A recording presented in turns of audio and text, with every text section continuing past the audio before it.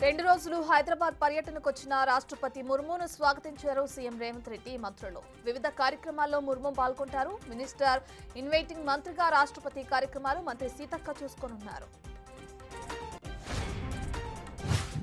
Telangana assembly సమావేశాలు December 9 నుంచి ప్రారంభం కానున్నాయి. ఆర్ఓఆర్ చట్టాన్ని అసెంబ్లీలో ఆమోదించనున్నట్లు సమాచారం. రైతు రుణమాఫీ, కులగణనపై చర్చించే అవకాశం ఉన్నట్లు తెలుస్తోంది. మహారాష్ట్ర ఎన్నికల ఫలితాల తర్వాత మంత్రివర్గ విస్తరణ ఉంటుందని ప్రభుత్వ వర్గాలు తెలిపాయి. దేశంలో ఎక్కడ గంజాయి దొరికినా వాటి మూలాలు విశాఖపట్నం నుంచి ఉండేవన్నారు సీఎం చంద్రబాబు. గత ప్రభుత్వం నిర్లక్ష్యం వల్లే గంజాయి భయంకరంగా తయారైందని ఆరోపించారు. ల్యాండ్ టైటిలింగ్ యాక్ట్ పేరుతో భూ ఆక్రమణలు చేస్తున్నారని, అందుకే రద్దు చేశామన్నారు. ఎవరైనా భూమిని ఆక్రమిస్తే 6 నెలల్లోనే శిక్ష పడేలా చూస్తామన్నారు.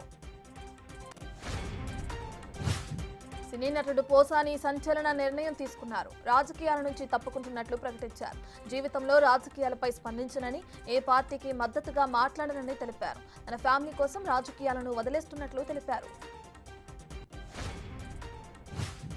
2 గంటల పాటు జరిగిన టీపీసీసీ విస్తృత స్థాయి సమావేశంలో పలు కీలక నిర్ణయాలు తీసుకున్నారు. ప్రజలు, ప్రభుత్వానికి, పార్టీకి గ్యాప్ రాకుండా కార్యాచరణ ఉండే విధంగా ప్రతి ఒక్కరూ కృషి చేయాలన్నారు. డిసెంబర్ 9 లోపు వివిధ నామినేటెడ్ పోస్టుల భర్తీ చేయనున్నారు. విపక్ష పార్టీలు చేస్తున్న అసత్య ప్రచారాన్ని, కుట్రలను తిప్పికొట్టాలన్నారు. పీఏసీగా జనసేన ఎమ్మెల్యే పులవర్తి రామాంజనేయులు ఎన్నికయ్యారు. వైసీపీకి సంఖ్యాబలం తక్కువ ఉండటంతో పదవి పులవర్తి వరించింది. జనసేన పార్టీ నుంచి పులవర్తి పేరును ప్రకటించారు పవన్ కళ్యాణ్. సీఎం చంద్రబాబు ఆదేశాలతో తిరుమల మాస్టర్ ప్లాన్ ను వేగవంతంగా అమలు చేస్తున్నామన్నారు ఈవో శ్యామలరావు. తిరుమల పవిత్రతను ప్రతిబింబించేలా అధునాతన ఆర్కిటెక్చర్తో రూపొందిస్తున్నామన్నారు. గతంలో తిరుమలలో బిల్డింగ్లు ఇష్టారాజ్యంగా నిర్మించారని మండిపడ్డారు. నిబంధనలు పాటించాలని, భవనాలపై చర్యలు తీసుకుంటామన్నారు. సోషల్ మీడియాలో అభ్యంతరకర పోస్టులు పెట్టిన వ్యవహారంలో ప్రకాశం జిల్లా మద్దిపాడు పోలీసులు రామ్ గోపాల్ వర్మపై కేసులు నమోదు చేశారు. ముందస్తు బెయిల్ కోరుతూ హైకోర్టులో ఆర్సీవీ పిటిషన్ దాఖలు చేశారు. దీనిపై విచారణ జరిపిన న్యాయస్థానం తీర్పు మంగళవారానికి వాయిదా వేసింది.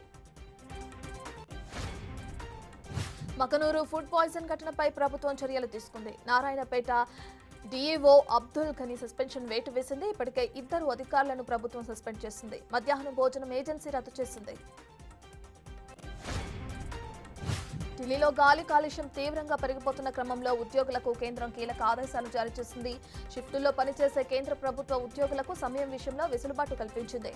వాహన కాలుష్యాన్ని నియంత్రించేందుకు ప్రజా రవాణాను వినియోగించుకోవాలని సూచించింది.